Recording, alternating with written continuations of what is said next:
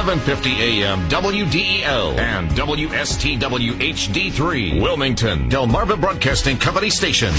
We are Delaware's most listened to station for news, traffic, and weather. Good morning. I'm Peter MacArthur. Here are Delaware's top stories. An update on a police-involved shooting downstate. You'll hear more on that straight ahead. Also still to come here on WDEL. The local Veterans Administration office holds a town hall meeting. I'm Tom Lehman in Ellesmere.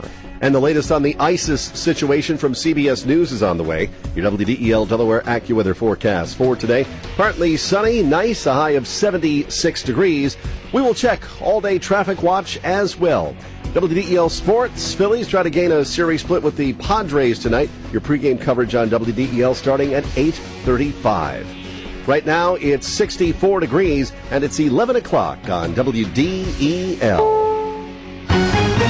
CBS News. I'm Steve Kathan. A massive wildfire that threatens lots of homes picked up new momentum east of Sacramento. CBS's John Blackstone is covering. Overnight, the King Fire made a big move to the northwest, really more than doubling in size to some nearly 71,000 acres.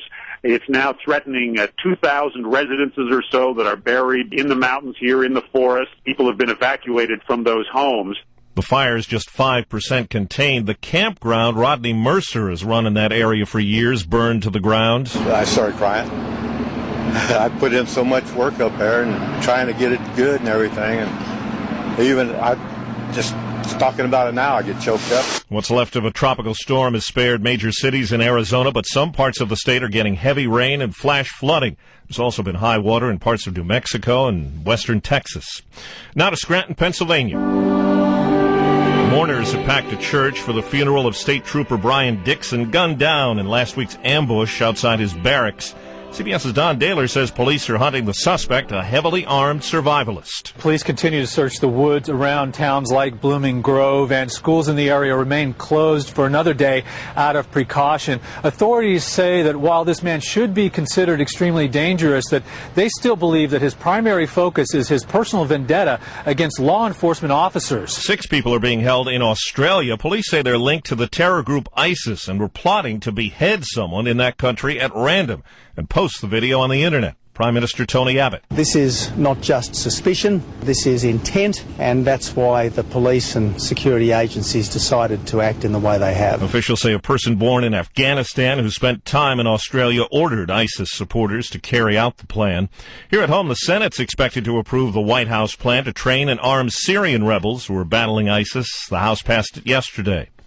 Scots are voting on independence from the United Kingdom. CBS's Mark Phillips is in Edinburgh. They were lined up at dawn before the polls even opened. Are we ready? There are more than 4 million registered voters here, and well over 80% of them are expected to turn out.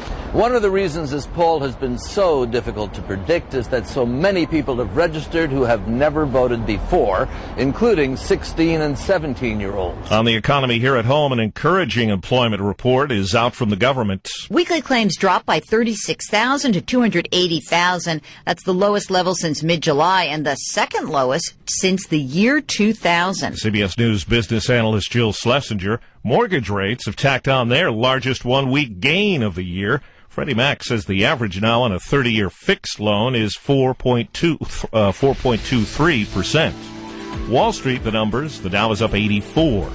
This is CBS News.